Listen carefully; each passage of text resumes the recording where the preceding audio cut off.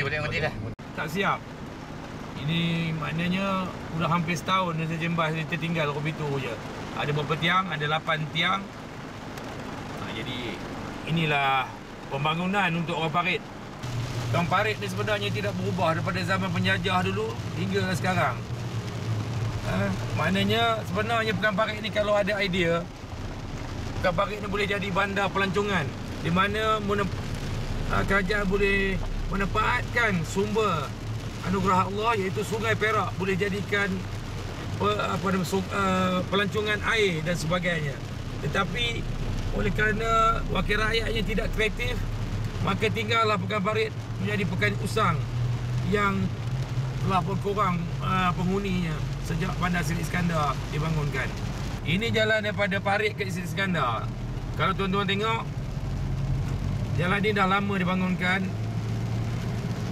Tetapi sebenarnya setakat pukul 8.30 malam saja orang berani daripada Seri Iskandar ke Parit ataupun sebaliknya. Kerana jalan ini tidak mempunyai lampu jalan, gelap dan banyak binatang-binatang buas dan sebagainya yang menjadi halangan ataupun kepada lalu lintas waktu malam. Tetapi sebenarnya kawasan ini adalah merupakan kawasan Forest Reserve, hutan dara yang telah pun diberikan kepada UMNO untuk menjalankan projek. Tetapi dipahamkan projek kambing ini memang tak jadilah. Bila kita lihat memang tak ada kambingnya meragut atau sebagainya. Jadi sekarang ni dipahamkan projek ini pun telah diberikan kepada syarikat lain untuk menguruskannya. Jadi kita mempunyai persoalan, mengapakah hutan dara yang begitu banyak menyimpan khazanah kayu kayan yang berharga di kawasan Perak Tengah ni dikorbankan demi satu projek yang gagal.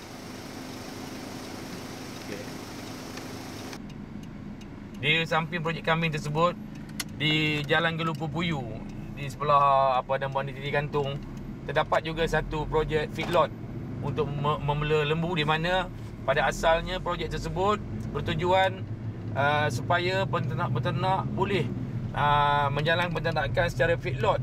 Jadi tetapi sebenarnya 76 juta telah dibangunkan, feedlot tersebut tinggal, tidak ada seekor lembu pun yang ada. Maknanya gagal lah projek tersebut. Ini ada merupakan juga saya rasa satu kroni dengan NFC lah. Jadi sebenarnya projek-projek gagal ni sebenarnya menjadikan rakyat-rakyat di sebelah Perak Tengah ni tidak dapat menikmati apa arti pembangunan yang sebenarnya. Jadi jalan nak masuk ke Fikra Nasruddin, saya rasa sejauh lebih kurang 10 km. Sudah 30 tahun tidak ada lampu. Dan kalau kita menjalani jalan ini waktu malam, amat gelap gulita lah. Jadi inilah masalah peserta Fikra di sana yang nak keluar, lebih-lebih lagi yang pakai motor takut. Kerana bahayanya pertama babi dan sebagainya di atas jalan.